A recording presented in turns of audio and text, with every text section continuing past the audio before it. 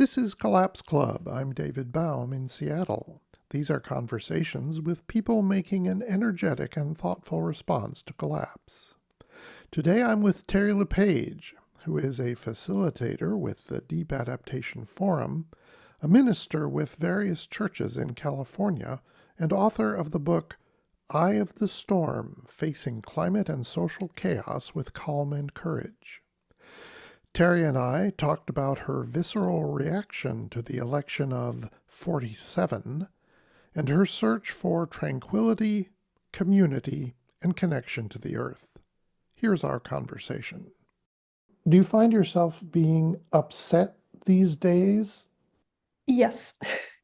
I feel myself now, a couple months into the disaster, starting to reset the baseline of my expectations for better or for worse. But initially, just huge waves of grief and physical symptoms, probably for the first time ever. I think I've got a handle on those now. What did you experience? I would do my web surfing before bed, and I would wake up anxious and unable to go back to sleep in the wee hours. Also, I remember one time thinking, this makes me sick. It just makes me sick. And the next day, I woke up with the worst case of intestinal distress that I've had in a long time.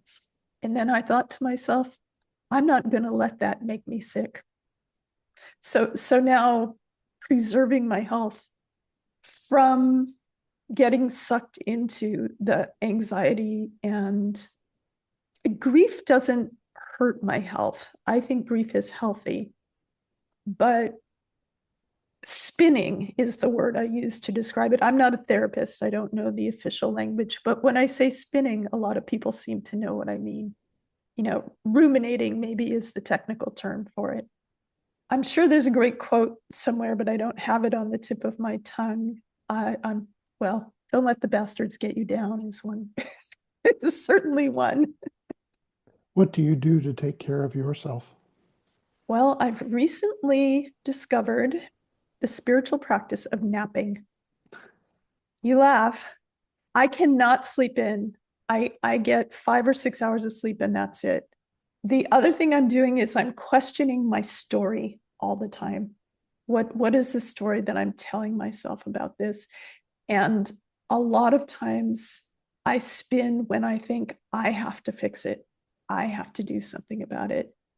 And I do need to show up, but I absolutely cannot fix the mess we're in. I've got my little piece and I need to have the humility. That's the thought. And it's a balancing act, and it's a grief to give away my dreams of making a bigger difference, or however I used to imagine it. How do you think we ought to measure our contribution? I don't think we get to measure our contributions. I think that's an illusion. We don't know. And to the extent that when I'm humble, I admit that, am I supposed to be prolonging something? Maybe it needs to die. How do I know? So what I do is I do a lot of praying and meditating. What is mine to do? And keep asking that question. And the answers right now are just small day by day things. So I'm not judging myself and the world by the same terms that I used to. I'm probably starting to get a little bit of an indigenous consciousness about being less about doing and more about how I'm being in the world. I think you and I share a feeling of disappointment that we can't save the world. That's quite disappointing. If we accept that, then what do you think we do need to do, or how do you think we need to be at this point in our story? I want to be really careful about not giving prescriptions for other people.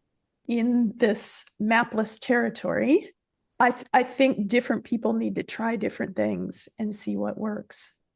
One guidepost that I have is a lot of it needs to be done in community, relationships in the human world, in the non-human world. And it doesn't fix anything, but it sets a stage for what I called in my book, Life on the Tide Line. For when things get precarious, your understanding, trust, and love for the humans and non-humans in your life is probably the thing that's going to keep you alive. And beyond being alive, do you have any knowledge, beliefs, thoughts about the relationship of our work here in this world related to another world, the world of the divine or heaven or God? You know what I'm asking. Is there a religious or a spiritual element to your approach to collapse? The answer to the latter question is yes. My spirituality has shifted in my time since 2018. I always have been a panentheist. God is in all is in God. And, use a different word if the placeholder God doesn't work for you, the sacred, whatever. So there is an interiority to that. And there's certainly elsewheres than this world, but I just don't find myself much concerned with them other than to believe that the end of life is not the end of everything. I have imaginings rather than beliefs about what comes after death. What sustains me is a belief that everything is connected, everyone belongs, because non-humans never have a thought like, oh no, do I belong? All the humans belong, and at the heart of it is love. And that I draw incredible strength from that. And I realize how lucky I am to just trust that, to not have it called into question. There are some wonderful teachers who are all past now who remind me how to bring spirituality and activism into dialogue and how to keep one's spiritual center while doing activism, whatever the activism may be. Since I was in DC for the first time, 47 was elected, we did exorcisms and the chain link fence around the White House. I had a little liberal congregation I was hanging out, and there would be a half dozen of us out there. Spirit of bigotry, be gone. Spirit of hatred, be gone. Spirit of greed, be gone. Spirit of love, inhabit this place. That kind of thing. May your magic succeed. Well, I figure that if it doesn't work on them, it might work on me, and I'll take it. You mentioned earlier about letting the earth love you. How do you do that? How do you allow that? What are you open to when that's happening? What that looks like for me in a daily practice is just having a relationship with non-humans in which I listen for what they have to say. Obviously not with words, but I've got a pretty good imagination, and my understanding of physics is that I don't know where I end and other things start, and I don't need to know. If I get good sense by going out to my garden and letting my garden talk to me in my mind, then I'll keep doing it. And we love each other. We love spending time together. And I very deliberately anthropomorphize. make the garden sound like a person, treat the garden like a person, because I know how to be in relationship with people. I wrote a little about that in the book. And as far as I can tell, most indigenous cultures did the same to the non-humans around them. They treated them like people. Okay, I want to shift gears a little bit. You mentioned earlier about the importance of community, and both you and I have been involved in the sort of online collapse community, deep adaptation. I'm doing Collapse Club. How do you think we're doing? Does online community really work? Is it valuable? And for what? Good questions. I think it's good for what it's good for, and it's not a substitute for in-person community in most cases.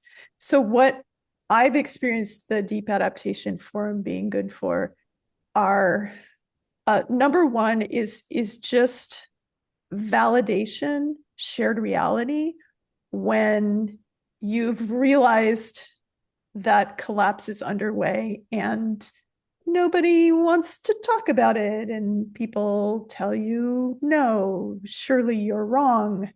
You can get that validation from anywhere in the world. Come to our groups and you're not alone. And that's hugely important. And then you don't need to live in our groups. Some people spend a lot of time there, and some people just check in and go, oh, phew, I'm not crazy. There are people like me out in the world. I know where they are. I can go talk to them if I need to. And then they go on and live their life, and they don't need us on an ongoing basis. Something that it's been good for me is to broaden my perspective from California, US, to certainly not a completely global perspective, but perspective of a lot of other places, mostly English speaking, and recognizing that people experience and tell stories about collapse in very different ways in different parts of the world. And actually, including in the US, I was talking to somebody who lives in a rural area where most of the people are poor.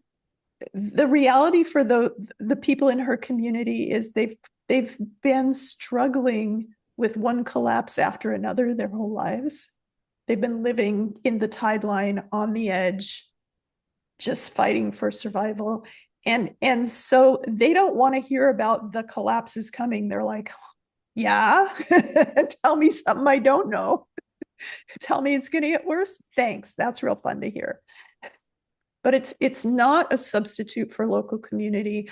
I know of collapse aware people in my area, but those are not the people that I spend time with. The people I spend time with are the helpers. They're the ones who are adopting refugee children, starting green things, even if I am sometimes dismissive of their particular goals.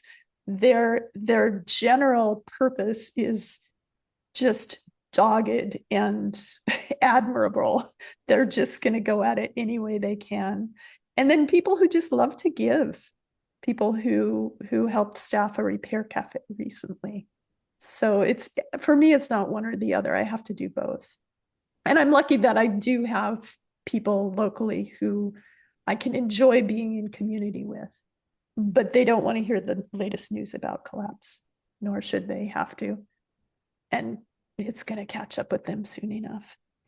Do you find it funny or hard to reconcile that the ordinary activities of life simply go on and in some cases are incredibly rewarding and fulfilling, even as this immense threat looms over the world?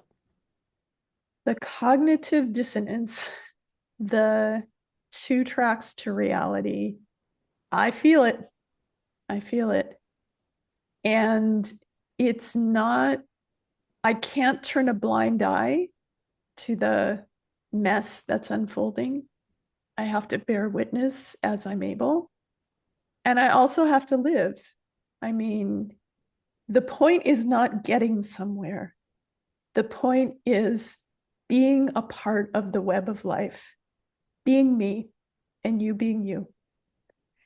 And if I stop doing that because I'm so busy trying to save the world or keep track of all the tabulate the horrible data that's coming in, I am not fulfilling my purpose, which is to be one little sparkly in the web of life. And it's confusing as hell, but that's where we are. And I really appreciate the people who are with me in bearing witness to the suffering and the foolishness that's happening, the tragedy. And then you have to shift gears and live. Otherwise, you will be part of the tragedy prematurely. And I wouldn't want that. That was Terry LePage, facilitator, minister, and author. Please see the episode notes for a link to Terry's book and other resources. This is Collapse Club. I'm David Baum in Seattle. Until we meet again, farewell.